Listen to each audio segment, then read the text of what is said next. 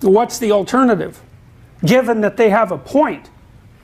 Well, as far as I can tell, the alternative is a proper return to the past, and that is precisely to journey into the chaos, to look at the worst possible thing, and to pull the dead father up from the chaotic depths. That's how you stop being a puppet.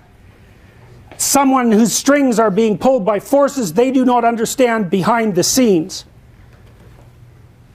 You find out what's great about your culture, this thing that's provided us with everything that we see in this room, this amazing warmth that we're experiencing when it's 30 bloody below outside, the fact that the electricity is on and that computational resources are working and that we can all sit here peacefully and that no one is hungry. In fact, we're too fat. That's our big problem. Oh no, we have so much stuff we're getting fat.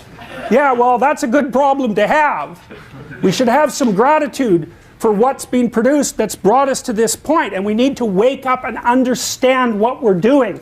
Well, that's what people like, that's what the psychoanalysts were trying to do in the 20th century. That's what all the great clinicians were trying to do, and I would say above all else that was what Carl Jung was trying to do. He believed firmly that the idea of the divine spark within the individual was a metaphysical reality, by which he meant a reality that actually transcended and existed superordinate to the physical reality, a more real reality. That's whatever consciousness is. Something we understand from a scientific perspective not at all. That's been represented in our mythologies as far back as we can push them as an independent agent in the world, giving rise to form. That's how we treat each other. That's how we recognize ourselves. That's how we judge each other. You make your bed and then you lie in it. And everyone knows it. And that's not to say that you're not subject to random and chaotic circumstances and the tragedy of life.